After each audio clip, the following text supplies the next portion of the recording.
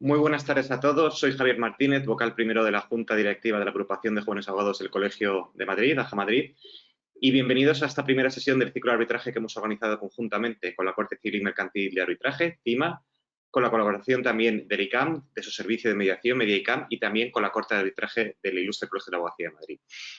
El programa de hoy es una sesión de 3 que vamos a realizar. Van a ser hoy la primera, la segunda el 28 de junio y la tercera el 5 de julio. Y la idea que tenemos es la de poder introduciros el concepto de institución de arbitraje, que deje de ser esa cuestión que a lo mejor se estudia solamente en la universidad y que de verdad podáis saber desde una formación práctica en qué consiste el arbitraje y en qué os puede servir y, por supuesto, si os puede interesar, pues para que tengáis una referencia para que en el futuro os podáis dedicar a ello. La sesión de hoy se titula Contextualización e introducción al arbitraje y la resolución alternativa de controversias. Y para ello tenemos la suerte y el privilegio de contar con dos personas que os puedo asegurar en el mundo del arbitraje no necesitan introducción. La primera de ellas es Juan Serrada Hierro, que es el presidente de CIMA, de la Corte Civil y Mercantil de Arbitraje, y también contamos con la presencia de José Carlos Fernández Rozas, que es catedrático de Derecho Internacional Privado de la Universidad Complutense de Madrid y además también es árbitro. En cualquier caso, al margen de las explicaciones y de los detalles que nos puedan comentar Juan y José Carlos, os insistimos en que en la parte derecha de la pantalla podéis descargaros unos materiales y que también, además, si tenéis cualquier tipo de pregunta, podéis formularla. Y ya sin más dilación, Juan, José Carlos, como dirían los ingleses, the floor is yours. Muchas gracias. Buenas tardes a todos. Efectivamente es un gusto poder estar aquí esta tarde debatiendo sobre temas arbitrales para dentro del marco de formación propiciado por la agrupación de jóvenes abogados y con la intervención y la colaboración de CIMA. Cuando hace un par de meses o 3, yo creo, tuvimos la ocasión de entablar contacto con los representantes de la agrupación de jóvenes abogados y estuvimos allí reunidos encima. La verdad es que nos pareció que era una idea magnífica. Yo enseguida pensé que se trataba de una iniciativa extraordinaria. La agrupación de jóvenes abogados nos explicó pues, cuáles son sus características y enseguida pues, coincidimos en que era muy oportuno el poder tomar alguna iniciativa en este sentido y tratar desde un punto de vista pues, distendido y práctico, a la vez que académico, tratar todos los temas arbitrales. Para ello, entonces, efectivamente nos pusimos inmediatamente en contacto con José Carlos Fernández Rozas, que es un árbitro de la Corte, ya desde hace muchos años y con el que tenemos una extraordinaria relación, y que para este tipo de actividades y de iniciativas, pues es una pieza indispensable. José Carlos une, digamos, a su característica de una fantástica formación académica, es catedrático de Derecho Internacional Privado, una enorme experiencia también en el ámbito arbitral, ha actuado en numerosos arbitrajes, tanto en su condición de árbitro como en su condición de abogado. Por tanto, tratamos y empezamos a ver cómo se podía pergeñar y organizar unas sesiones, unos pequeños seminarios, digamos, para poder plasmar todas estas ideas en la práctica. Se ha organizado el ciclo de conferencias que tiene, pues digamos, como tres finalidades primordiales. La primera de ellas es ayudar o colaborar con la abogacía joven para proporcionarles una formación de calidad en materia de arbitraje, sin perjuicio de que esto pueda ser el inicio de otras muchas actividades o iniciativas. En segundo lugar, como objetivo, quedó marcado el de proporcionar y de poner encima de la mesa pues, estas herramientas que pueden abrir caminos para iniciar, por parte de todos los que puedan estar interesados, una actividad en esta materia. Y finalmente, pues, dar a conocer, como es lógico también, no solo el arbitraje en carácter general, sino también las características fundamentales de CIMA y poner en conocimiento de todos, pues, la existencia de nuestra forma. Cuando ya digo que estuvimos reunidos y nos facilitaron la guía práctica de una segunda visita que tuvimos, una segunda reunión con Alberto Cabello, y me dejó este documento, la guía práctica para estudiantes de Derecho, salidas y oportunidades profesionales. Lo cierto es que, ojeando y viendo cuáles son los trabajos aquí plasmados, me pareció que es muy interesante algunas de las cuestiones que se esbozan y se plantean en determinados capítulos de este documento. Creo que es una guía práctica verdaderamente útil. Y he explicado un poco 2 o 3 temas que me han llamado la atención y que creo que son útiles recordar en este momento. Se dedica uno de los capítulos a distintas formas, lo llama otras formas de ejercicio profesional, y se pregunta qué son los ADR. Los ADR, que son los sistemas alternativos de resolución de conflictos, desde el acrónimo viene del inglés. Efectivamente, pues plantea y enuncia y enumera, pues, cuáles son los distintos instrumentos que en esta materia se vienen utilizando ya desde hace varios años. Desde mi punto de vista, creo que, sin, por supuesto, desmerecer múltiples formas de resolución de conflictos que van surgiendo casi cada día, desde distintas fórmulas de conciliación, de negociación, de transacción, etcétera. Hay una de ellas dentro de estos instrumentos, que es el arbitraje, creo que es verdaderamente el instrumento rey de todos ellos. Y en este sentido, pues también la guía va hablando de 2 cuestiones que me parecen muy interesantes. Una de ellas es el tema de cómo se debe considerar o configurar hoy día la función del abogado en el siglo XXI. Dice, habilidades, conocimientos y competencias que debe tener un abogado en el siglo XXI. Efectivamente, la forma de ejercer la abogacía en el siglo XXI es completamente distinta de la de otras épocas anteriores.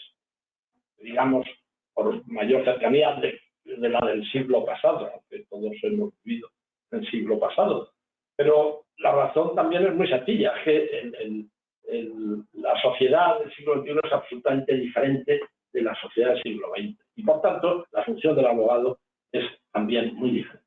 Y otro aspecto que destaca es el de la formación. Se dice en este documento que efectivamente el abogado debe estar preocupado siempre por la formación. Y creo que así es.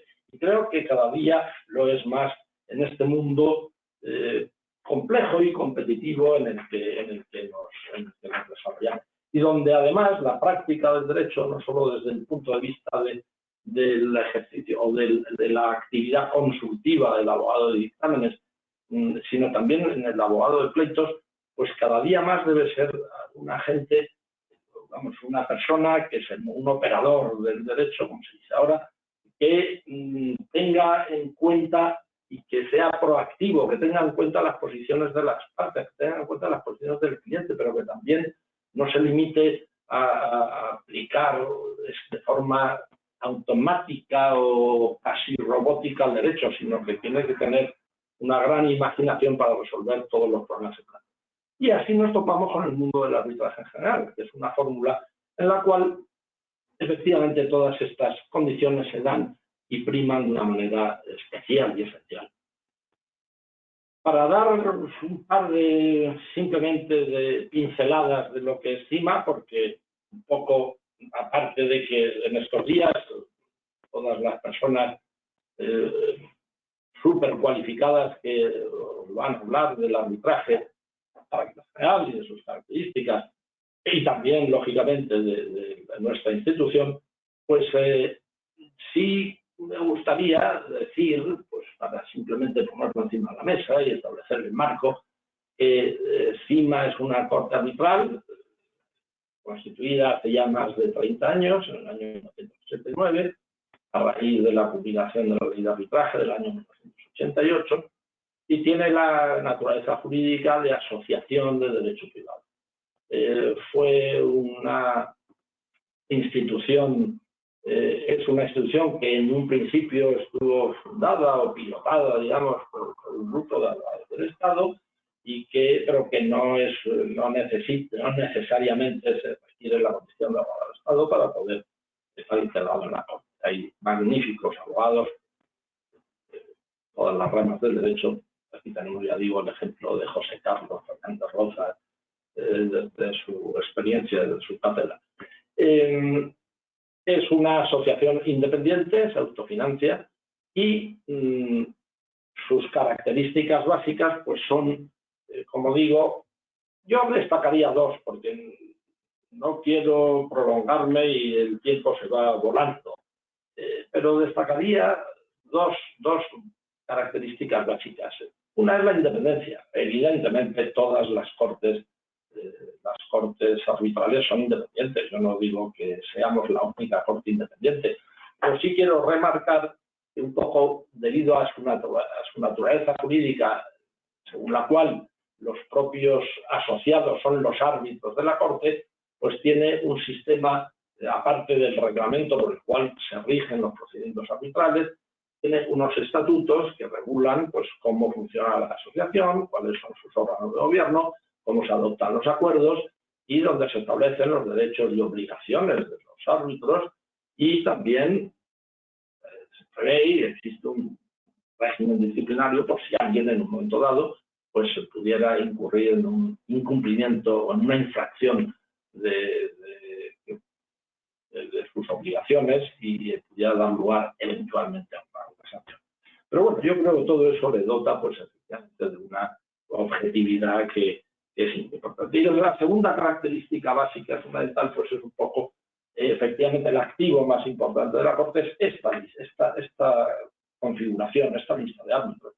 Es una lista que es pública, está en la página web de la asociación, de CIMA, y ahí se ven cuáles son pues, todos los árbitros que hay para que no haya ninguna duda de quiénes podrán eventualmente arbitrar en aquellos casos en que las partes se quieran someter. Y para terminar diré simplemente, que seguro que se pondrá en manifiesto también, que el sistema de designación de árbitros se ha ido depurando a lo largo del tiempo y es un sistema de designación totalmente objetivo, con intervención de las partes y por tanto con plena garantía para todas ellas. Y termino. Reiterar simplemente pues, el agradecimiento a esta magnífica iniciativa de la agrupación de los jóvenes. Agradecer también de antemano a los ponentes que van a estar con vosotros estos días y quedar a disposición de cualquiera que tenga interés en llamarnos, en contactar con nosotros, que estamos a disposición de todos los abogados, árbitros que quieran tener, en fin, mayor contacto con esta materia de arbitraje. Muchas gracias. Y sin más, te doy la palabra a mi querido amigo y admirado profesor José Carlos, que va a impartir la primera. Le voy a desplazar un poco para que se vea. Muchas gracias, Juan, por tus amables palabras. La verdad es que es un gran honor estar aquí por dos motivos. Primero, representando a CIMA y, en segundo lugar, estar en este ámbito de la Asociación de Jóvenes Abogados, que siempre es un estímulo para la difusión del arbitraje y de los medios alternativos, aunque se dice adecuados. Hoy día veremos qué diferencia hay de controversias. Hoy se cumplen 40 años de que obtuve la cátedra de Derecho Internacional Privado de la Universidad de León. El primer alumno que tuve fue el presidente del gobierno español, el que ha pasado varios años, pero ya no soy catedrático, ya soy jubilado y soy abogado en ejercicio. Y aquí estoy a título de abogado en ejercicio. Nada más de satisfacciones es encontrarse en los pleitos con antiguos alumnos, tanto como jueces, como árbitros, como abogados de la parte contraria. Y entonces, bueno, pues a veces alumnos que han sido muy buenos me han hecho sufrir mucho, lo cual pues siempre son las compensaciones. Yo estoy aquí como abogado y como árbitro de CIMA, esta institución de arbitraje que, como ha dicho nuestro presidente, pues es una de las instituciones más importantes de España, no es la única, pero es una de las instituciones que tiene mayor, digamos, asuntos de mayor cuantía y tiene un excelente prestigio, porque además es hoy día la única que es una asociación independiente, no está vinculada pues, a otras entidades. Bien, pues se ha dicho aquí las enseñanzas del arbitraje. El Ilustre Colegio de Abogados de Madrid pues tiene una escuela de arbitraje que me honro presidir, y entonces pues todos aquellos que tengan interés en ampliar sus conocimientos en materia de arbitraje, el Colegio de Abogados de la Abogacía, perdón, ya no es Colegio de Abogados, sino Ilustre Colegio de la Abogacía, pues cada 2 o 3 meses hace un nuevo curso y entonces, bueno, pues ustedes pueden estar al tanto del mismo. Pero hace unos años, pues en las universidades y las facultades de Derecho, ustedes que acaban de terminar o que están terminando, pues ven ustedes que hay siempre una cierta desproporción entre los planes de estudio, los programas de enseñanza y la realidad.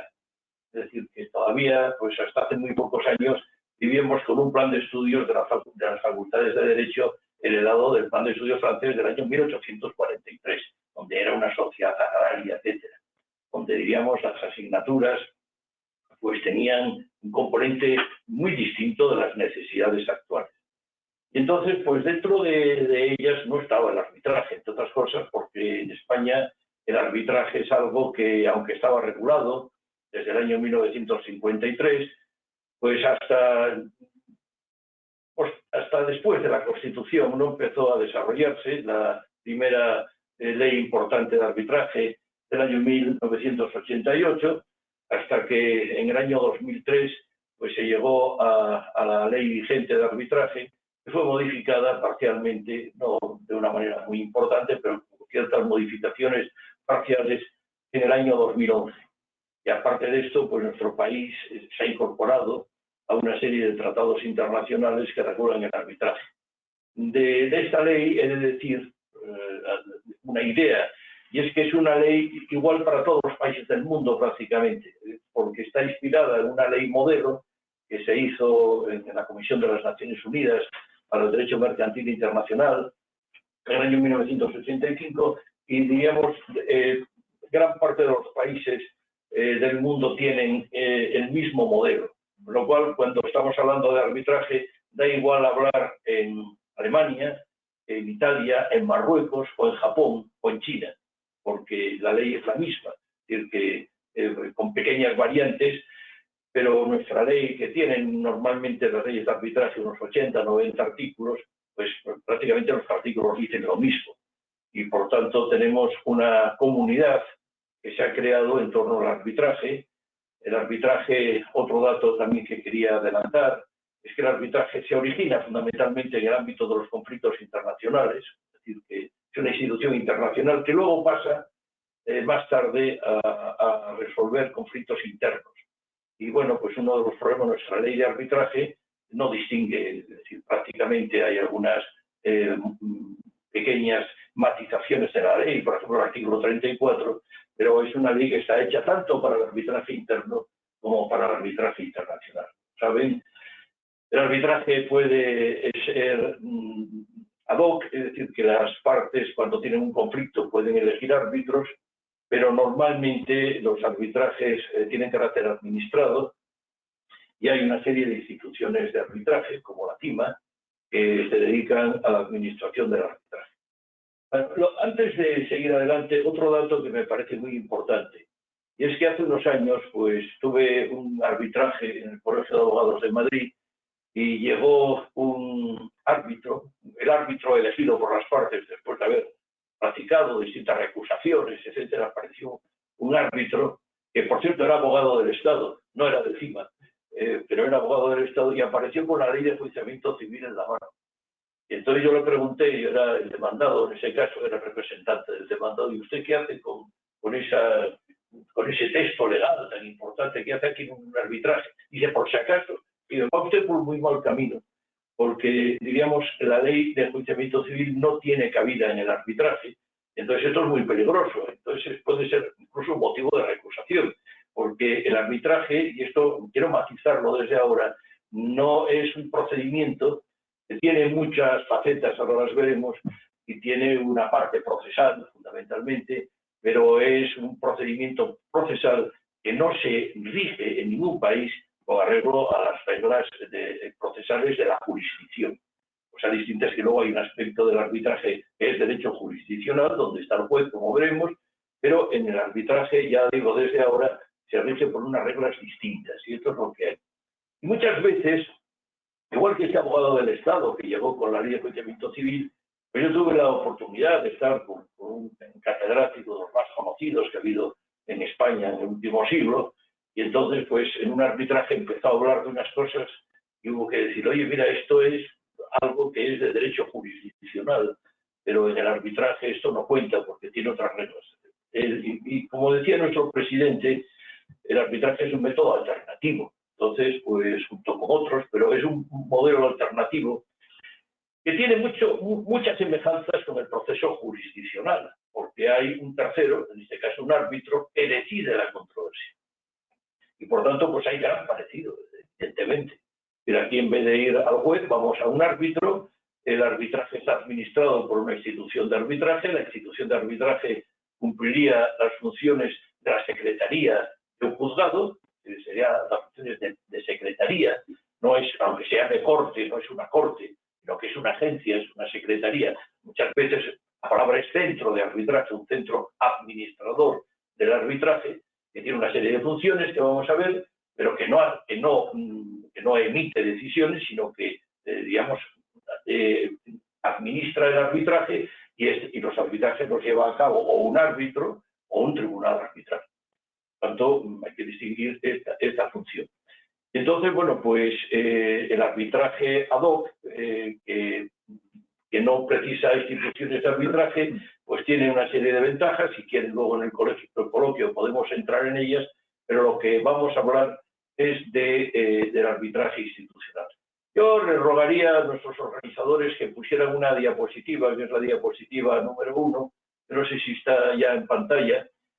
Y entonces, pues, en esta diapositiva, si ya está en pantalla, ven ustedes que hay lo que nosotros calificamos de edificio arbitral. Cuando hablamos de arbitraje estamos hablando de muchas cosas, y entonces, pues, hay que ver que estas cosas se desarrollan en un edificio que tiene 3 plantas. Una planta de abajo, ven ustedes que está presidida por el juez, y por tanto ahí hay esa planta de abajo. Ahí hay un tribunal jurisdiccional. Esa planta se rige de acuerdo con el derecho procesal, con la ley de enjuiciamiento civil y con parte de la ley de arbitraje que regula el arbitraje. Y luego hay una planta intermedia, la planta del primer piso, pero que en algunos edificios se llama el principal, donde está a la izquierda, verán ustedes que hay ahí hay la corte de arbitraje, en este caso está la cima. Es una institución de arbitraje que cumple una serie de funciones. Ya digo que, para entendernos desde la perspectiva de abogados, sería la Secretaría Judicial. Y luego está, a la derecha, está un tribunal arbitral. Ven ustedes ahí que es un tribunal arbitral donde están 3 árbitros. Está, en este caso, una secretaria, diríamos, acreditada en este tribunal arbitral. La disposición, en una parte están los demandados, en otra parte están los demandantes. Vean ustedes que todo, pues, se desarrolla a través de procedimientos informáticos, y esto es un tribunal arbitral. Y luego hay una planta de arriba que es algo que es muy importante, en el sentido de que los arbitrajes no siempre terminan en un laudo, sino que el arbitraje tiene la gran ventaja de aproximar a las partes en un conflicto, y en un porcentaje muy alto, pues el arbitraje no concluye en laudo, sino concluye en transacción. Y entonces, pues muchas veces, a medida que se va desarrollando el arbitraje, las partes suben a la planta de arriba, donde pueden llamar a un tercero. Aquí sería un mediador. El mediador, como saben, no adopta posiciones, sino que su única función es aproximar a las partes. Las partes llegan a un acuerdo y entonces pues comunican al tribunal arbitral que han llegado a un acuerdo, pues que suspenda el procedimiento y que el acuerdo pues puede constituir, artículo 37 de la ley de arbitraje, puede constituir un laudo arbitral. Entonces, pues esto es lo que hay. Entonces, si se fijan en este edificio, ven que en la planta de abajo está la ley ahí mandan los jueces, es una planta jurisdiccional, mandan los jueces, se rige por la ley de enjuiciamiento civil.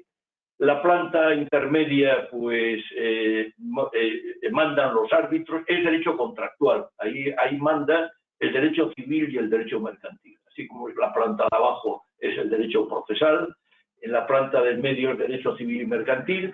Por ejemplo, si hay un problema de plazos, etcétera, son plazos civiles, no son plazos de carácter procesal.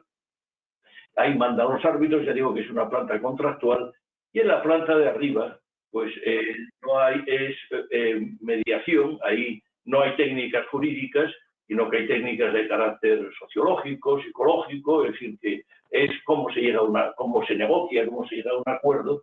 No son técnicas, digamos, no es la construcción de normas, sino que es la aplicación de unas técnicas muy interesantes, de gran complejidad, y que las personas que las conocen bien, pues, digamos, hacen maravillas en ese sentido, pero que dan lugar a un acuerdo. Estas son las plantas del edificio arbitral, tengan ustedes muy en cuenta, porque cuando hablamos de corte, pues hablamos de esta institución de administración, cuando hablamos de tribunal arbitral, hablamos del órgano encargado de administrar el arbitraje, y luego cuando hablamos de juez, pues hablamos de que el juez interviene, adelanta una idea, el arbitraje es instancia única, no hay doble instancia.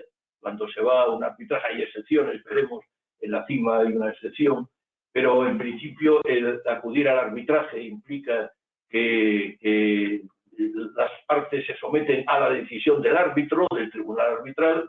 La ley de arbitraje establece el carácter de cosa juzgada del laudo arbitral y por tanto esto es un elemento esencial. Es decir, la decisión que adopta el tribunal arbitral tiene la misma fuerza que si fuera una sentencia jurisdiccional. Y entonces tendríamos que ir a la planta de abajo, habría que acudir al juez para que el juez procediera una vez que ya se ha dictado el laudo, que el laudo, digamos, es firme, que no tiene ninguna impugnación, pues entonces se acude al juez del lugar de la ejecución, y las reglas de la ley de enjuiciamiento civil que rigen la ejecución de las sentencias, que se llama el despacho de ejecución, pues rigen los laudos arbitrales. Es decir, que en el momento en que el laudo arbitral es firme, tiene carácter de cosa juzgada y tiene el mismo valor que si fuera una sentencia pronunciada por el juez. Entonces, esta es la gran importancia que tiene el arbitraje. Y pasamos a la diapositiva número 2, yo os agradecería. Vamos a ver lo que hay dentro de este edificio arbitral y para que veamos un poco pues, las funciones que en cada una de estas plantas se desarrollan. Mientras viene digamos, esta diapositiva, pues les diré que el arbitraje en realidad suele aparecer dentro de los contratos. Es decir, que el origen normalmente de los arbitrajes son cláusulas contractuales. Aquí está. Entonces, ustedes ven aquí el edificio, lo que hay dentro, si podemos ampliarlo, pues ven ustedes que a la izquierda hay un contrato. Y hoy día, pues gran parte de los contratos tienen al final dos cláusulas. Y los contratos internacionales con más motivo tienen una serie de cláusulas finales. Y una de las cláusulas finales es que el arreglo de controversias. Cuando se hace un negocio, se hace un contrato, pues bueno, pues nadie piensa que va a haber conflictos. Pero conviene regular esta situación y entonces pues hay una cláusula de arbitraje que está al final, que normalmente hoy día pues suele ser una cláusula tipo, que se suele incorporar la cláusula de una institución arbitral, por ejemplo. Pues una cláusula muy recomendable. En un contrato dice cualquier controversia derivada de la aplicación o de la ejecución del presente contrato se dirimirá por arbitraje administrado por la Corte Civil y Mercantil de Arbitraje, que aplicará su propio reglamento. Pues esta es una cláusula. No conviene que las cláusulas de arbitraje sean especialmente complejas, es decir, que vale más de una cláusula tipo, porque cuando se redacta una cláusula donde se dice los árbitros deberán ser especialistas en telecomunicaciones, los plazos, cuanto más trate de amarrarlo, pues puede dar lugar a la patología de la cláusula. Y entonces, pues, si se considera que la cláusula pues, es patológica, no tiene validez, pues no tendrá ninguna validez el arbitraje. Por tanto, es importante tener en cuenta, no digo que todos los arbitrajes se pongan en marcha a partir de una cláusula contractual, pero casi todos los arbitrajes tienen esta función. Si pasamos, por favor, ampliamos y vamos a la parte, digamos, de color gris o de color, ampliamos esto, lo que es la Corte de Arbitraje. Vamos a ver qué funciones corresponden a la Corte de Arbitraje. La Corte de Arbitraje, pues ya digo que no es un órgano jurisdiccional, no emite decisiones con carácter de cosa juzgada, eso corresponde al Tribunal Arbitral. Entonces, corresponde a la Corte admitir la solicitud de arbitraje. El arbitraje no se pone en marcha con una demanda, como es, sino que hay una solicitud, que es una solicitud de un par de folios, donde se dice, bueno, pues la parte que presenta la solicitud de arbitraje dice, tal día se celebró un contrato entre estas partes, que se adjunta como documento número 1. En este contrato hay una cláusula de arbitraje que somete cualquier controversia a la Corte de Arbitraje tal, y la contraparte, pues hizo estas actividades que nos han causado estos perjuicios. Entonces se hace una exposición muy sumaria de los hechos. Es necesario en la solicitud de arbitraje incorporar la cláusula de sometimiento a arbitraje. Y también es muy importante, lógico, a efectos de la determinación de la cuantía, porque hay que decir, lo primero que va a hacer la Corte de Arbitraje es pedir una provisión de fondos en función de la cuantía. Yo recomiendo a todos, a todas las que están mirando están viendo esta charla, que entren en las instituciones de arbitraje y que vean digamos, hay siempre un procedimiento muy simple informático para calcular los costes, y entonces dice, bueno, si la reclamación pues es de 1 millón de euros, pues bueno, los derechos de la Corte son estos, y lo que van a cobrar los árbitros son estos, para hacerse un poco la idea. Entonces, en la Corte de Arbitraje admite la solicitud de arbitraje, comprueba el tema de todo el tema económico y luego pues puede colaborar, ya lo dijo nuestro presidente, puede colaborar en el nombramiento de árbitros, es decir, que las partes pueden nombrar árbitros, pero también puede ser una función realizada en colaboración con el centro de arbitraje. Y bueno, y luego hay unas funciones de supervisión, supervisa algunas cosas que se hacen en el tribunal arbitral, pero supervisa nada más para advertir de errores, no tiene ninguna decisión ejecutiva, sino que las decisiones que toman los árbitros, sobre todo la decisión final, el laudo arbitral, es revisado en lo que se llama escrutinio, para ver si hay, lo que se trata es de asegurar que el laudo se ejecute, y entonces que tenga validez, y entonces, bueno, pues 2 ojos ven más que 4, y entonces no pueden interferir en lo que dicen los árbitros, pero sí pueden advertir. Luego hay algo que es nuevo, que se ha realizado en los 4 últimos años para acá, es que ustedes saben que dentro de los procedimientos, tanto civiles como penales, como contenciosos administrativos, pues el tema de las medidas cautelares. Y entonces, pues claro, en el arbitraje, ya lo digo ahora, pues hay 3 posibilidades. La primera es que sean los árbitros los que dicten las medidas cautelares. con independencia de que, digamos, lo que dictaminen los árbitros en ese sentido puede plantear problemas de ejecución de la medida, y también se puede pedir al juez, es decir, que ahora veremos cómo el juez puede colaborar.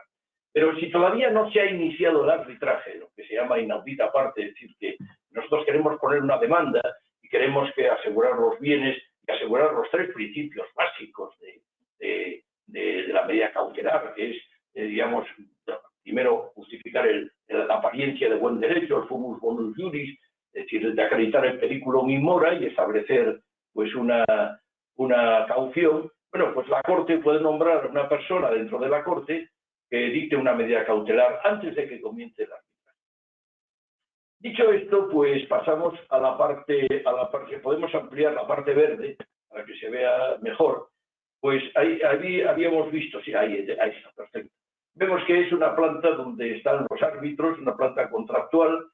Ven ustedes que hay un documento previo que no existe en la jurisdicción y es lo que se llama acta de emisión. En algunas cortes, la CIMA se llama acta de emisión, en otras cortes de arbitraje se llama orden procesal número 1. Bueno, entonces ahí lo que se trata, sin los asignados a la historia y al derecho romano, de las legis actionis del derecho romano, pues estaba la litis contestatio. Es, diríamos, un documento donde hay muchas cosas en este documento. No vamos a entrar en la naturaleza jurídica, se queda para los profesores, los catedráticos que empiecen ahí a hablarnos de la naturaleza jurídica. Este es un documento, hay muchas cosas dentro de él, donde hay un elemento fundamental, fijar el objeto del arbitraje.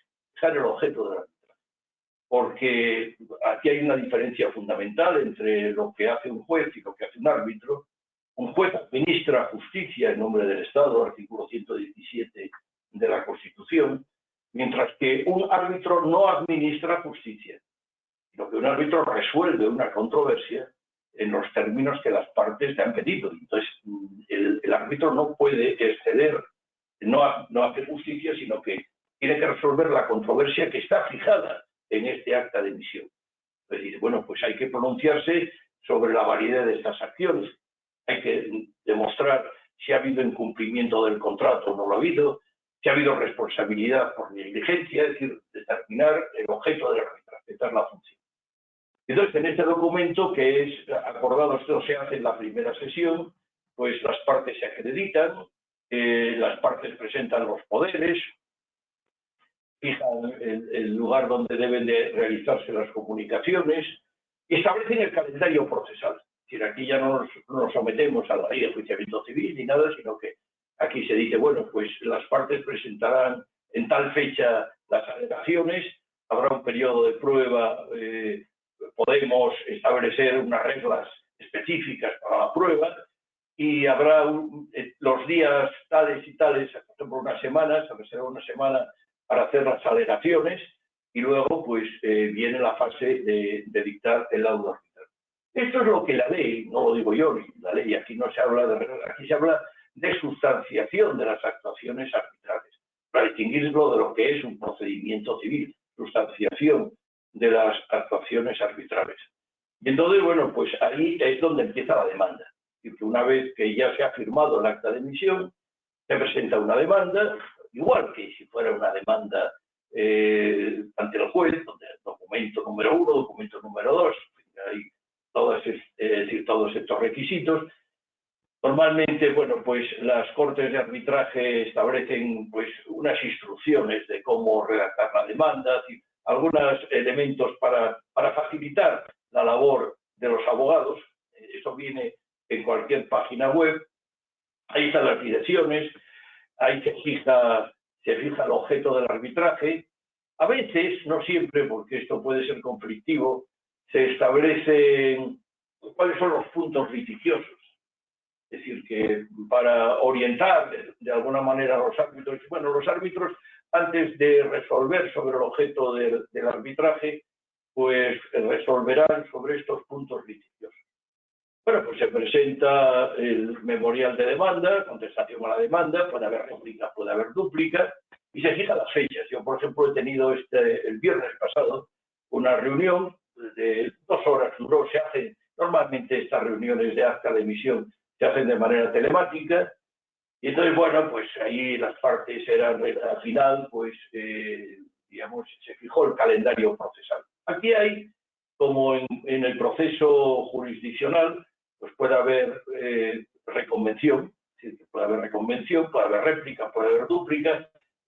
Es muy frecuente que haya reconvención, entonces sería la demanda de reconvencional, la contestación a la demanda reconvencional.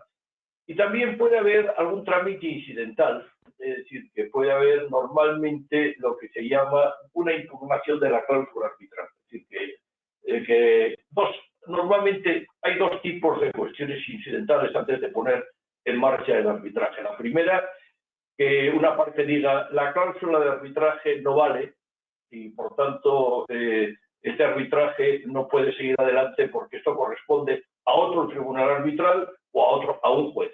Entonces, bueno, pues esto es lo que se llama bifurcación. Entonces, bueno, pues el tribunal arbitral suspende el procedimiento principal y abre un procedimiento incidental, da a las partes, pues, a la audiencia, trámite de audiencia para que digan lo que tengan a bien respecto a este incidente procesal, y acaba con lo que se llama un laudo interlocutorio, sería el equivalente a un auto, y un laudo interlocutorio, en virtud del cual se dice sí o no. Se dice si se aprecia la excepción, se acabó el arbitraje.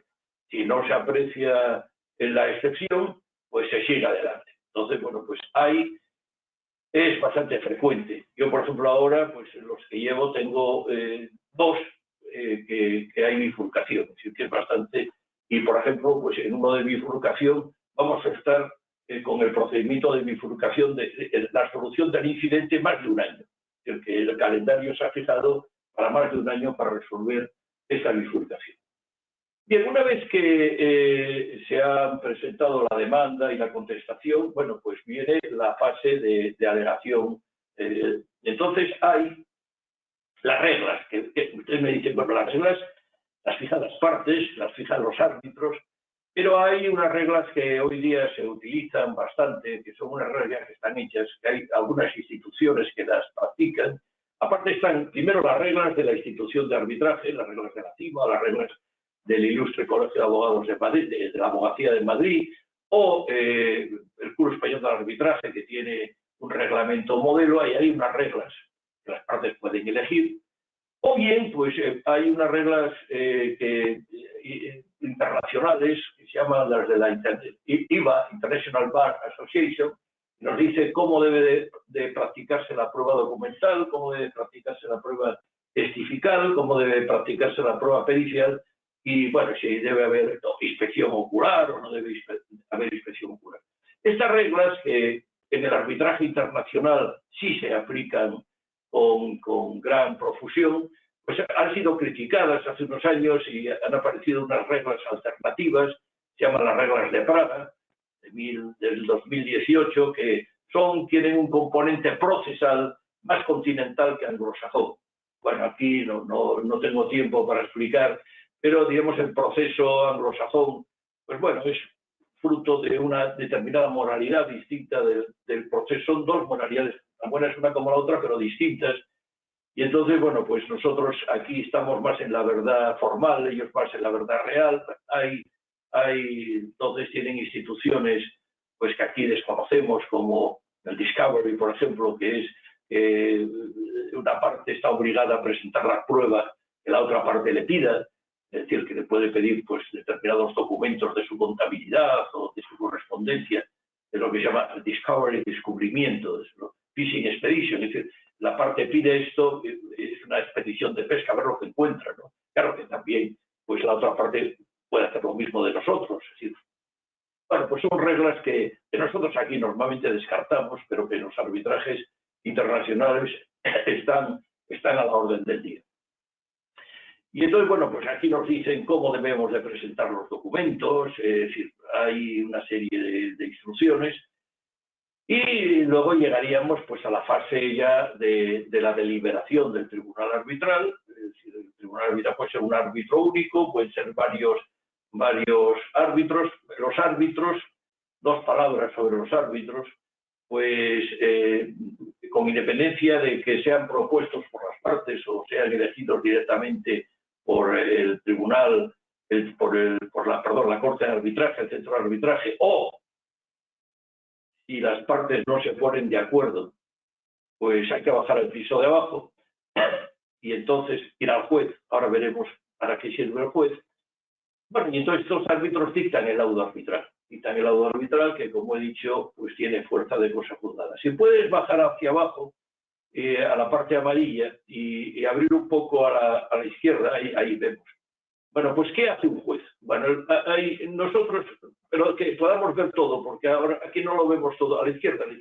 Ahí. Bueno, en esta parte, es decir, una idea, el árbitro no forma parte del Poder Judicial. Es decir, que, por tanto, pues no hay problema, es decir, que entrar ahí eso para catedráticos, ¿no? De si es el arbitraje jurisdiccional, los contractuales, no son naturaleza jurídica, eso no tiene ninguna importancia, ¿no? Lo que sí tiene importancia es que el árbitro tiene una carencia de imperio, no manda como un juez es autoridad, 117 de la Constitución.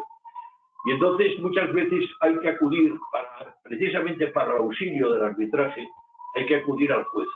Entonces vemos que cuando las partes no se ponen de acuerdo, pues van al juez, y entonces el juez, a través de un trámite muy rápido, lo único que examina es el convenio arbitral y poco más, y entonces pues el juez dice, procede el nombramiento de árbitros. Entonces manda un oficio al Colegio de Abogados para que del Colegio de Abogados se sortee dentro de la lista, pero que todos ustedes, los que no estén pronto en la lista del Colegio de Abogados. Entonces hay una lista que viene por materias y entonces se sortea dentro de esta lista en caso de que las partes no se pongan de acuerdo. Esta es la primera función y es muy importante.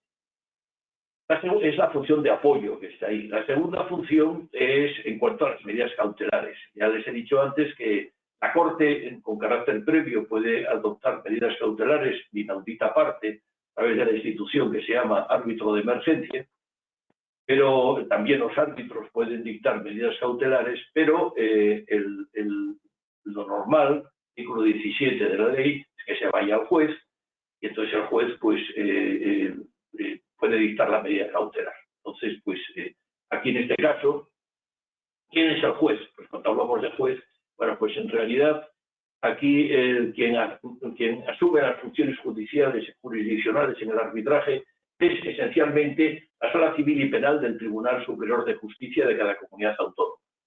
Por tanto, bueno, pues ustedes, si quieren estar al tanto, pues yo tengo un blog, no es por hacer publicidad, no cobro nada, no tengo ningún beneficio, nada más, digamos, lo tengo porque me gusta hacerlo. Pues yo tengo un blog que se llama Blog Fernández Rozas, y entonces entran ahí y verán ustedes que todos los días, yo siempre recomiendo a los que se dediquen al arbitraje antes de lavarse los dientes o rezar las oraciones matinales, pues lo que tienen que hacer es ver este blog para ver lo que ha habido. Entonces, pues verán ustedes que antes de ayer han salido 4 decisiones muy importantes del Tribunal Superior de Justicia de Madrid que condicionan el arbitraje. Hay que estar al tanto. Entonces, ponen blog Fernández Rozas y están ahí todos. Entonces, si lo ponen ahí, pues verán, ya que no es por hacerme publicidad, porque no tengo ningún ahí en este blog, verán ustedes, bueno, ahí, si bajamos un poco, la segunda es una sentencia esta que hay ahí. No, sube un poco. La segunda, el número 2, la del medio, sube, ahí. Esta de ahí es una que ha salido del Tribunal de Justicia de la Unión Europea, muy importante, que da la razón a España, por una vez, sin que sirva de precedente, contra el Reino Unido, es decir, es antes del Brexit, por el asunto del Prestige, y es un asunto de un arbitraje, se lo recomiendo a ustedes que lo vean. Si pasamos a la página central, ahí viene, si enlazan, verán ustedes que está la sentencia. Bajamos un poco, y vemos ahí unas fotos, más abajo. Bajamos más, un poco más, ahí. Esas son fotos, todo eso, esas son las 4 sentencias del Tribunal Superior de Justicia de Madrid. Entonces, hay una de 24, esta que está ahí, de 24 de mayo, es fundamental. Es decir, que entonces, pues, esta de aquí. Entonces, pues, digamos que esta sentencia, por ejemplo, pues elimina un problema que había respecto del problema de la judicialidad penal. Entonces ahí tienen ustedes el texto de la decisión. ¿No? Lo digo nada más para que vean este blog.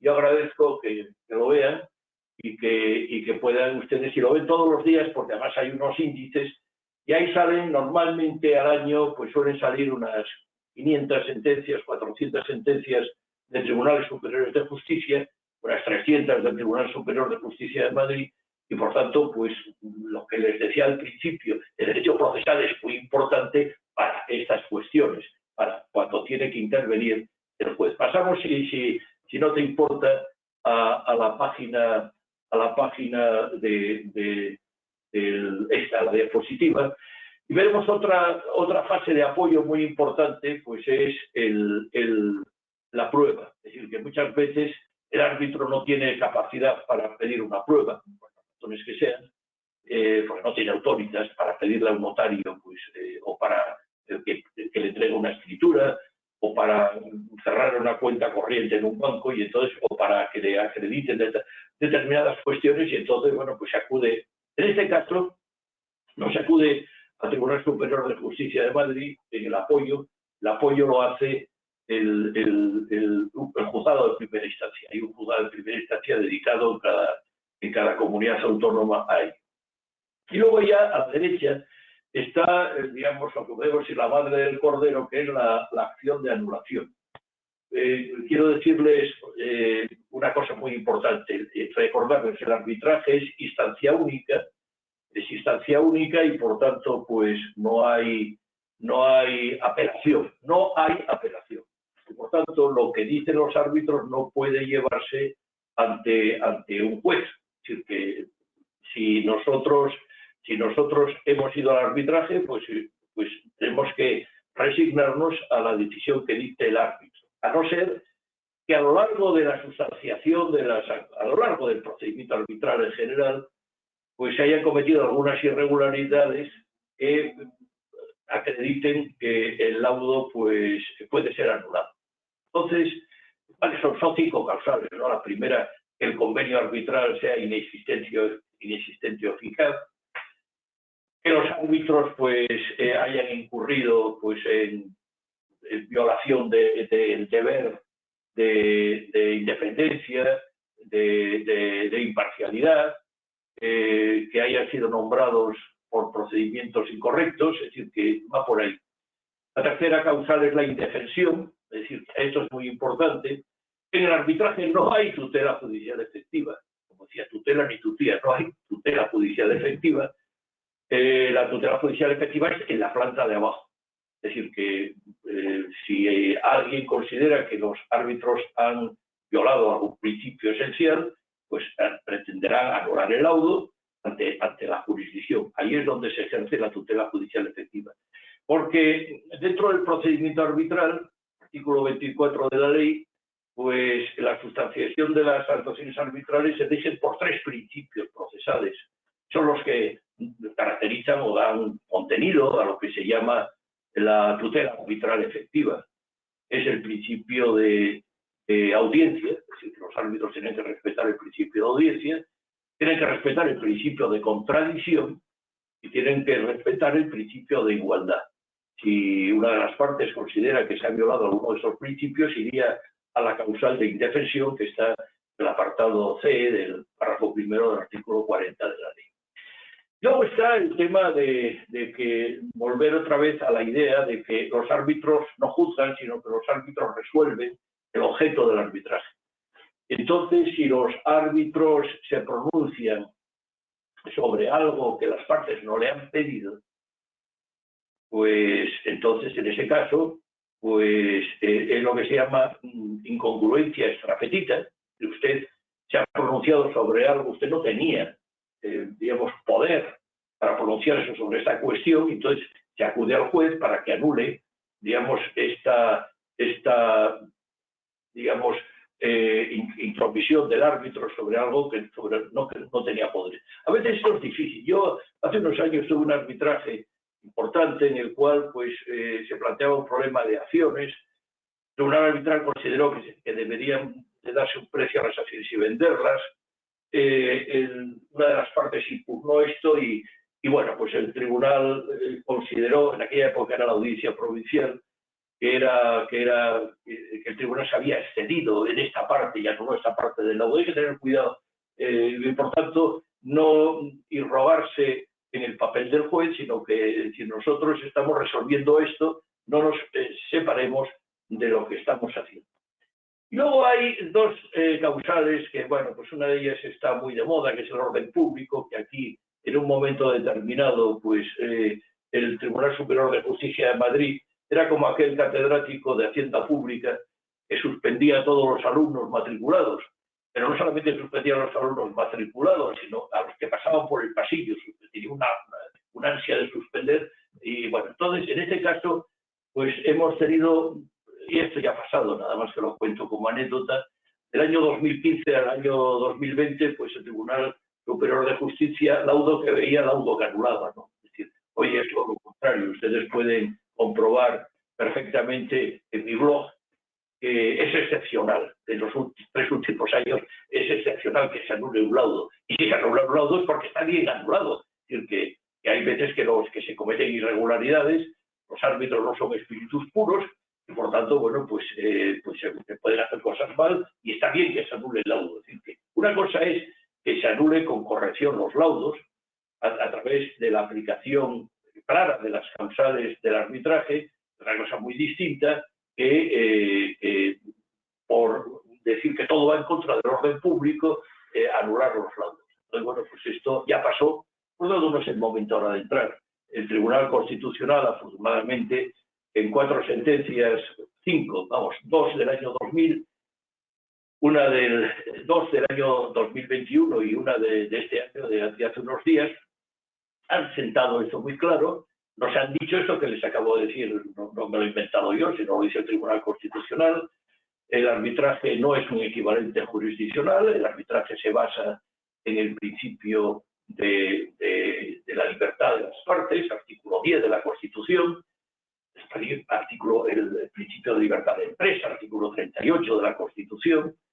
No se basa en el artículo 24, en la tutela judicial efectiva, porque por política es tutela judicial efectiva, el juez predeterminado por la ley.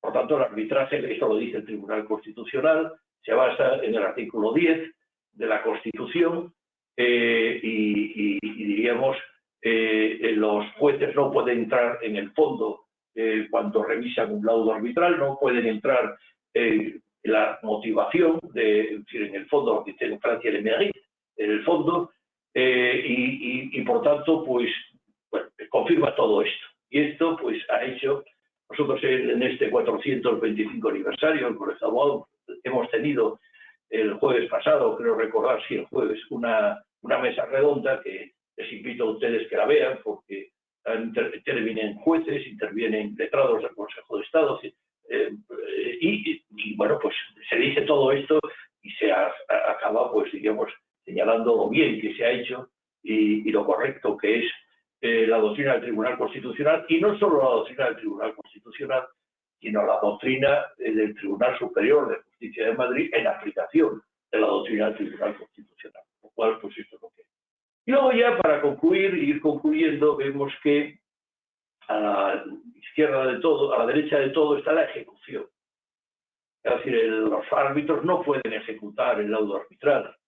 Y entonces, pues, lo que quien sería el juez del juzgado, del lugar donde se ejecuta la decisión, pues, entonces hay una jurisprudencia, es decir, que hay al año, pues, 20 o 30 recursos de apelación, pero lo cual significa que hay poca conflictividad, donde es muy difícil que no se ejecute un laudo arbitral.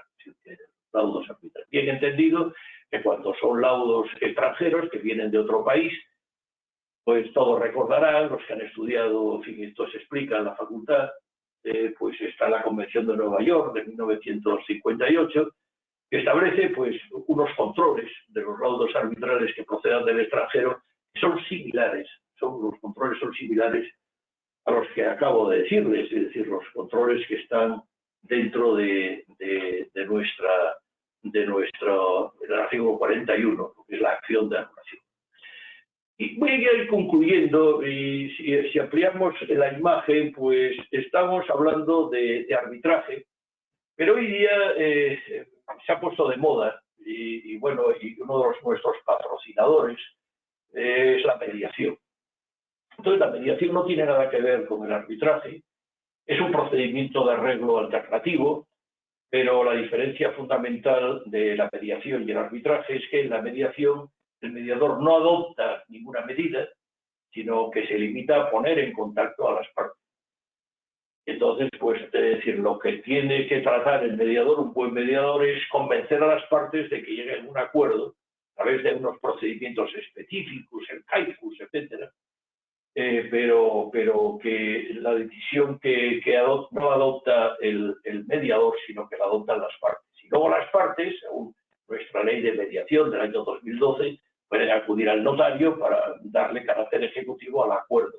Y si la mediación se hace en el transcurso de un arbitraje, que sería lo que está arriba, la transacción, es decir, que es ni más ni menos que las partes suben al piso de arriba y dicen: estos árbitros son muy pesados, nos están cobrando mucho, están tardando mucho, vamos a llegar a un acuerdo, ya que hemos visto las audiencias, ya hemos visto sobre el papel cuál es nuestra controversia, vamos a llegar a un acuerdo. Y les digo que yo, por lo menos en mi experiencia, pues un porcentaje muy alto, yo diría que hasta el 40% de los arbitrajes en los que he intervenido, las partes han llegado a una transacción. Que puede ser una transacción, ya no voy a utilizar el término, puede ser a través de una negociación, a través de una mediación, en el sentido tradicional de la palabra, mediación, bueno, y el acuerdo en este caso, pues se puede convertir en un laudo arbitral.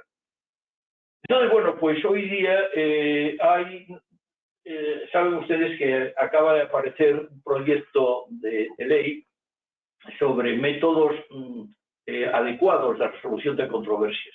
Cuando digo adecuados, pues me refiero a que se habla aquí también de métodos de arreglo de controversias intrajudiciales y judiciales, que hay que distinguir. Uno de ellos son los procedimientos de arreglo de controversia que se desarrollan cuando ya ha iniciado un procedimiento jurisdiccional. Esto se estudia mucho en los cursos de mediación. Y luego está el procedimiento de mediación que se desarrolla al margen de los procedimientos jurisdiccionales. Entonces, hoy día los centros de arbitraje cuentan todos con centros de mediación. Por ejemplo, la CIMA tiene un servicio de mediación, bueno, pues han tenido a bien nombrarme a mí responsable del mismo. Ahora que abogados tiene su propio servicio de mediación. La Corte de Madrid, la Corte de Arbitraje de Madrid tiene su servicio de mediación. La Corte Española de Arbitraje tiene su servicio de mediación. Nosotros nos dedicamos fundamentalmente a mediación empresarial, con lo cual, pues fundamentalmente estamos hablando de mediación derivada de operaciones civiles y mercantiles.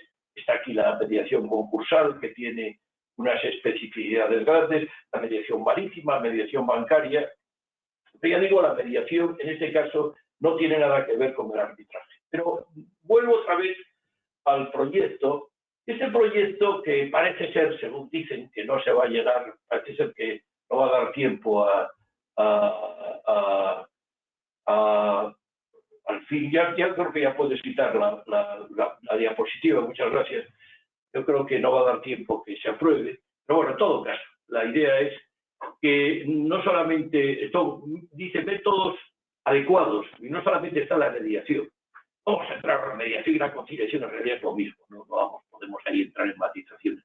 Pero hay nuevas figuras que son muy importantes, y yo llamo la atención porque yo creo que esta tendrá importancia en España, que es el dictamen de experto. El dictamen de experto es más parecido al arbitraje que a la mediación.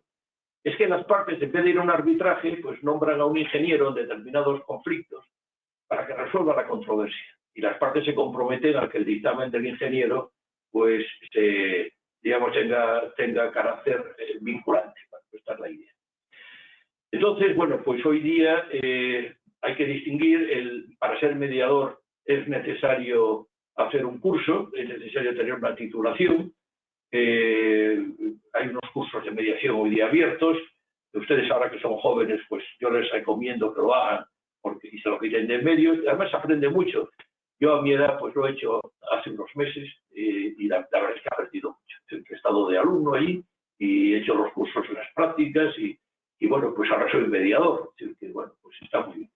Entonces yo les recomiendo. Para ser árbitro no se necesita hacer este curso, pero lo que sí les recomiendo, siempre pregunta, ¿cómo podemos ser árbitros? Bueno, pues hoy día lo importante para ser árbitros, lo primero que hay que hacer es introducir en los contratos cláusulas de arbitraje y vincularse más a todos estos movimientos. Por eso yo celebro mucho que se haga este ciclo de charlas, porque de alguna manera pues hay países donde el arbitraje no es que haya desplazado al procedimiento jurisdiccional, pero diríamos coexiste con él y es importante. Bien entendido, yo en mi época fui catedrático de Derecho Internacional Privado, que en los conflictos internacionales el único, prácticamente, ustedes recuerdan, los que han estudiado las reglas de competencia judicial internacional, cuáles son las reglas que determinan la competencia. Hoy día, cuando se trata de operaciones mercantiles, se va al arbitraje y nos evitamos todas estas cuestiones que son de extraordinaria complejidad. Bien, esto es lo que yo quería decirles y naturalmente lo he hecho muy rápido, me he dejado muchas cosas, pero yo quería darles una visión desmitificadora. Yo creo que la idea que tienen ustedes que tener es que estamos ante un procedimiento nuevo, muy interesante, muy rico, con muchos matices y que no se puede solucionar con criterios propios de la Ley de Enjuiciamiento Civil. La Ley de Enjuiciamiento Civil es importante, yo me dedico al procesal, por supuesto, no estoy desmereciendo ni mucho menos la dimensión procesal. Lo que quiero decir es que dentro del arbitraje hay una dimensión procesal, que por cierto es a la que me dedico, pero luego hay una, en gran parte, pero luego hay una dimensión que es puramente arbitral. Esta solo se aprende a través de estos cursos y a través de estos arbitrajes simulados, la participación en el MUD, en fin, todas estas cuestiones.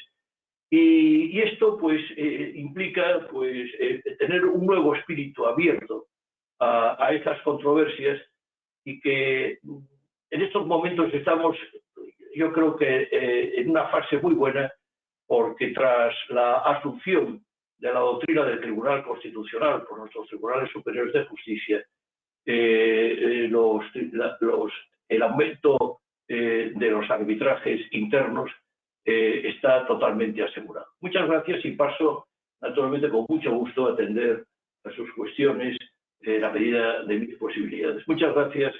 Adelante, pues, desde el estudio.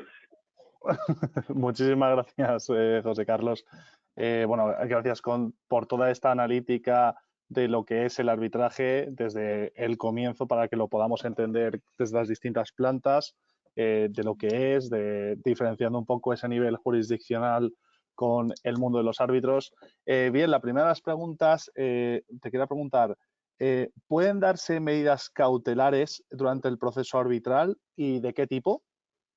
Sí, durante el proceso arbitral se puede la ley permite, se modificó, la ley establece que se puede pedir al juez.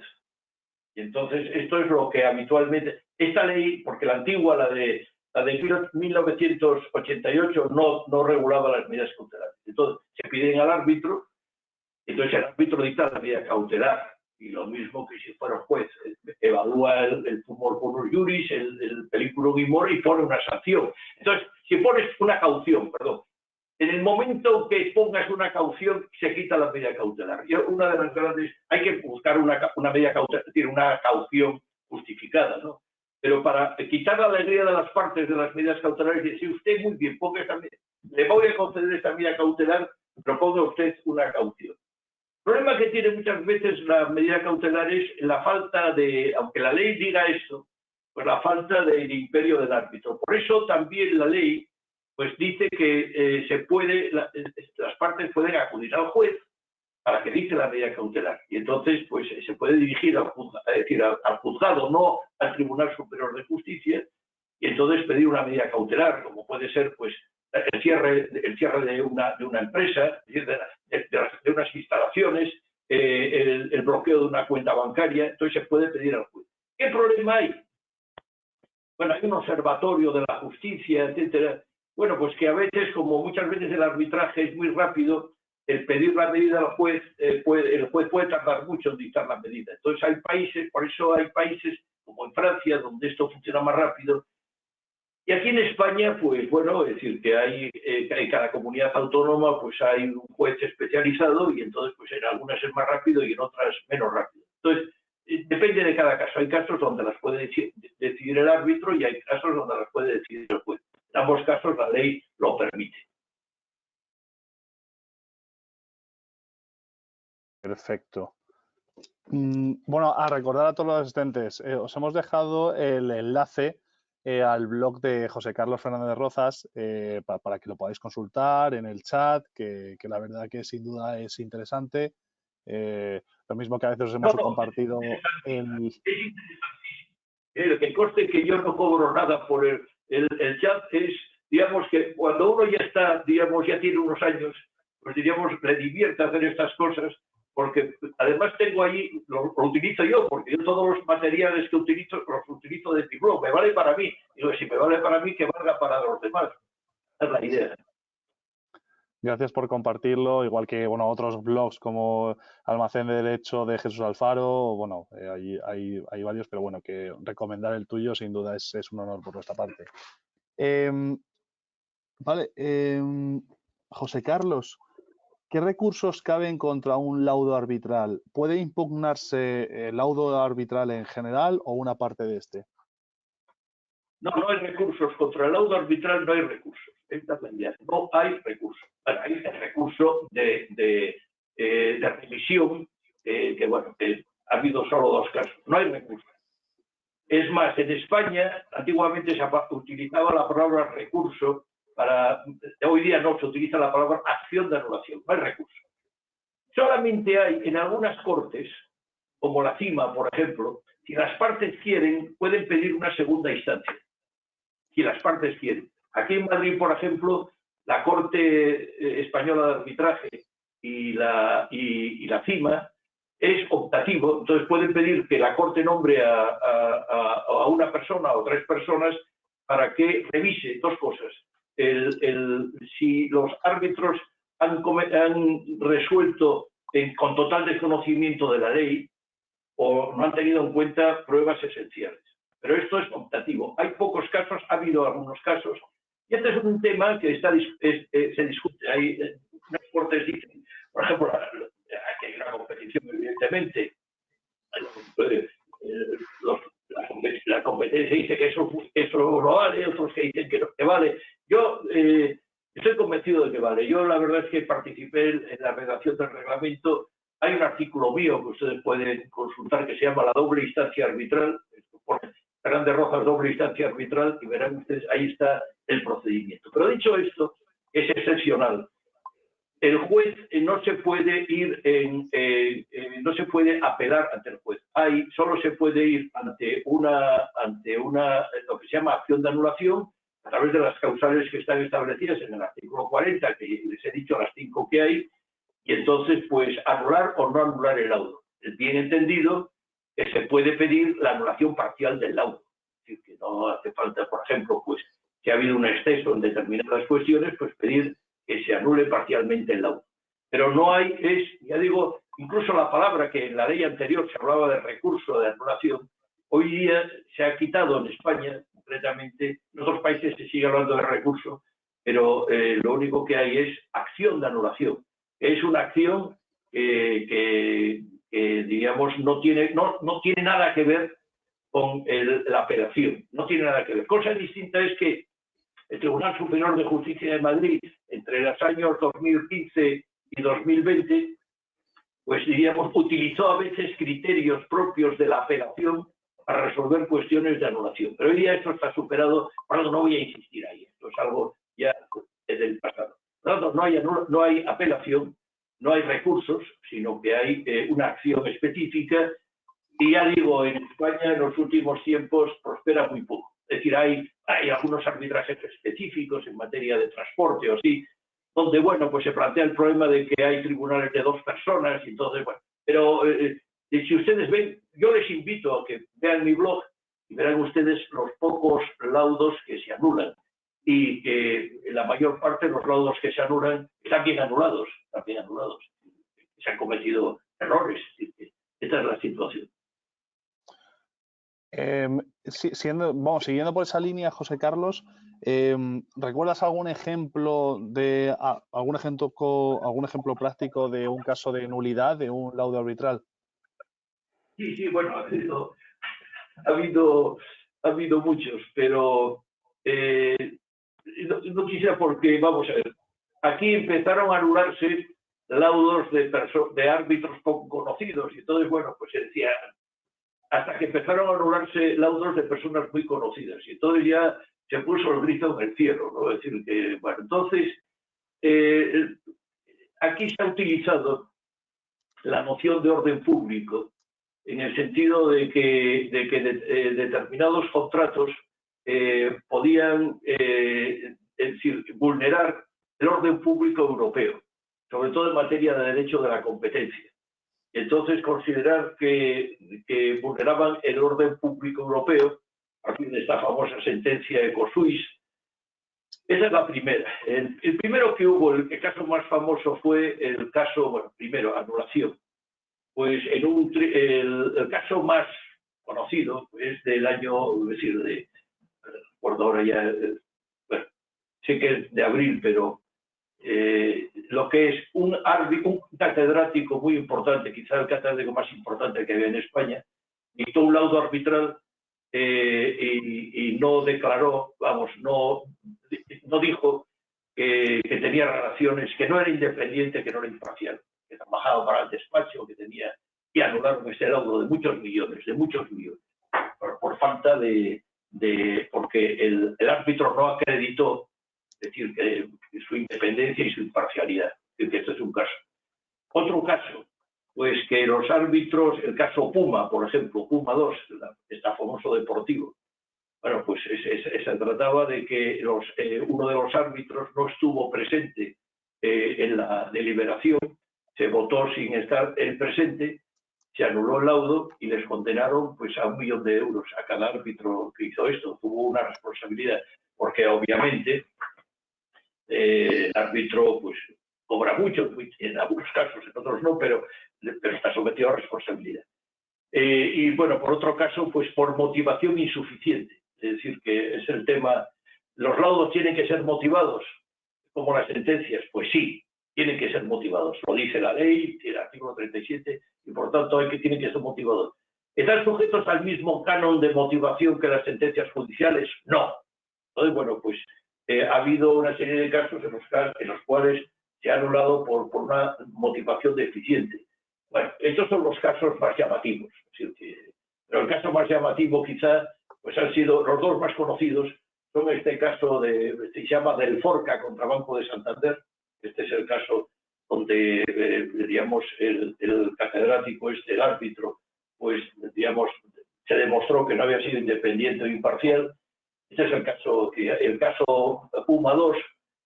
Y bueno, y luego están, pues ahora toda la saga de la sentencia Larios, que ustedes pueden ver por la sentencia Mazacruz. Eso lo ven ustedes son una serie de arbitrajes de mucho dinero y donde pues ha habido juego, pero bueno, los más llamativos quizá es por falta de independencia del árbitro. De momento no ha habido ninguna anulación por falta de independencia de la institución arbitral. Quiere decir, en honor, y lo digo porque se puede demostrar con Vibró, que los últimos laudos que ha emitido la CIMA, todos se han confirmado. Todos, ahí pueden verlo ustedes, o los últimos laudos que ha emitido el Ilustre Colegio de Abogados de Madrid. Yo formo parte del Consejo de Gobierno de la Corte, no se han anulado, es decir, que valen. Por tanto, y también otra institución muy buena en Madrid, muy importante, que lo hace muy bien, es la Corte de Arbitraje de Madrid. Y yo tengo ahí algunas entradas diciendo que es modélico las sentencias porque, digamos, no se anulan los laudos. Claro, imagínense que empiecen a anularse. Hay algunas instituciones, por ejemplo, que anulaban los laudos y, claro, eso pues es muy contraproducente. Pero vamos, últimamente esto no se da y podemos ir con la cabeza muy alta a las 3 instituciones el que acabo de mencionar. Si no menciono más es porque no ha habido casos, pero no porque quieran hacerlas de menos, ¿no? Es decir, mucho menos. Bien, mira, nos preguntan, ¿el árbitro tribunal arbitral puede dictar un laudo en equidad? Sí, sí, se puede. Antiguamente, cuando se hizo la ley del 53 y la ley del 88, pues estaba pensada para laudos de equidad, fundamentalmente. Aquí entramos en el tema del arbitraje exaequo, et bono y todo esto, el principio. Bueno, entonces la equidad es un principio de autointegración del sistema, está en el artículo 1 del Código Civil. Entonces, bueno, pues es lo que a su leal saber y entender. Entonces, he de decir que en los laudos de equidad, pues es también obligatoria la motivación. Es obligatoria la motivación. La ley nueva establece que si no se dice nada, los laudos tienen que ser del derecho. Y muchas veces he de decir que yo he tenido laudos de equidad, donde a veces los árbitros hemos dicho, bueno, pues aunque seamos de equidad, no podemos olvidar que hay unas normas jurídicas que están ahí, aparte de nuestro leal saber entender, hay unas normas jurídicas. Entonces, pues hay laudos. Los laudos de equidad, pues normalmente vienen en arbitrajes de consumo, es decir, en los arbitrajes, diríamos, pues claro, aquí el arbitraje en materia de derecho de familia pues, prácticamente es inexistente, ¿no? Estamos hablando de arbitrajes fundamentalmente, diríamos, patrimoniales, ¿no? Y bueno, pues en el ámbito patrimonial hay menos arbitrajes de equidad, es decir, pero los hay. Es decir, que yo, por ejemplo, ustedes ponen ahí en mi blog, ponen arbitraje de equidad y verán los que ha habido en los últimos 6 años, ¿no? Es decir, que claro, en comparación con los arbitrajes de derecho, pues son muchos menos. Ya digo que la ley hoy día establece que si no se dice nada, el arbitraje será arbitraje de derecho. Perfecto, pues vamos con la última pregunta. En materia de derechos de los consumidores, si una empresa no cumpliera con sus obligaciones, de un laudo emitido por la Junta Arbitral de Consumo, situado en Madrid, y que se quiera hacer valer dicho laudo fuera de Madrid, el consumidor, ¿qué acciones tiene o qué debe hacer para poder garantizar la ejecución? Y es un laudo, es como si fuera una sentencia, es decir, que serían las mismas reglas. Es decir, que aquí estamos hablando de la ley, aquí estamos en derecho procesal, competencia territorial. Entonces, pues, ¿dónde ejecutamos una sentencia? Lo que digan las reglas de competencia territorial. Entonces, bueno, pues sí se dan casos, es decir, que es frecuente que se dicte la sentencia, se dicte el laudo en un sitio y que luego se tenga que ejecutar en otro pues, por las razones, digamos, intrínsecas del fallo, ¿no? Pero serían las mismas reglas que se operan respecto a las sentencias. Pues, José Carlos, muchísimas gracias por estar hoy con nosotros. Quiero agradecer, bueno, en nombre de la Agrupación de Jóvenes Abogados de Madrid, la colaboración del CIMA por preparar estas sesiones con nosotros, la verdad que con mucho cariño y con mucha dedicación. A todos los asistentes, recordaros que tenéis a vuestra disposición en la pestaña de documentos información de la sesión de hoy, también acceso, que os hemos querido dar una pequeña sorpresa, acceso al libro que hemos publicado, Guía Práctica para Estudiantes de Derecho, Oportunidades y Salidas Profesionales, que esperemos que os guste, que es, bueno, que la verdad que lo hemos hecho pro bono y vamos, y totalmente es una especie de legado que queremos dejar de cara a las futuras generaciones.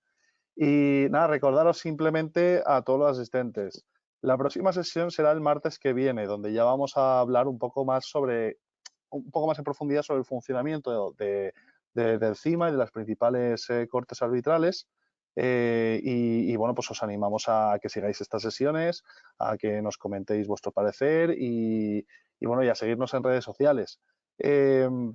José Carlos, quería darte un último turno de palabra para que puedas despedir esta sesión y agradecerte personalmente tu tiempo en la tarde de hoy. Bueno, yo el tiempo, es decir, una vez que uno se jubila, pues ¿qué es lo primero que colegiarme como abogado del Colegio de Abogados de Madrid? Y entonces la verdad es que desde que me he jubilado nunca he tenido tanto trabajo en mi vida. Es decir, que la verdad es que... Y entonces, bueno, pues para mí es un gran placer volver a la enseñanza, aunque ya no enseño, digamos, teorías, sino que aquí estoy enseñando práctica. Y la verdad es que es tan apasionante como explicar. He estado toda mi vida explicando teorías, pero la práctica es fundamental. Hombre, qué duda cabe que detrás de la práctica hay que tener unos conocimientos teóricos, ¿no? Pero yo lo que animo es a esa nueva generación. Yo ya, estos los que me escuchan, pues casi todos podrían ser mis nietos, ya mis nietos ya están en la universidad y por tanto, bueno, pues entonces la verdad es que para mí es entrañable estar de nuevo con la gente joven, porque hoy día el punto del arbitraje es de decir que somos todos unos vejestorios, entonces que se necesita sangre nueva y por tanto renovación. Y también igualdad de género, es decir, que haya también tanto jóvenes como, es decir, mujeres y hombres en el arbitraje, que es muy necesario. Hoy día, bueno, aquí en Madrid tenemos ya bastante equiparación, pero bueno, que quiero llamar la atención de que esto es muy bonito y que si se entra aquí, no hay que entrar con las reticencias propias del procesalista, de lo que es el abogado picapley, sino que este es un mundo distinto y que da muchas posibilidades. Entonces yo animo a todos de corazón y bueno, pues cualquier cosa a través de mi blog, pues seguimos en contacto. Un gran abrazo a todos. Muy buenas tardes. Gracias.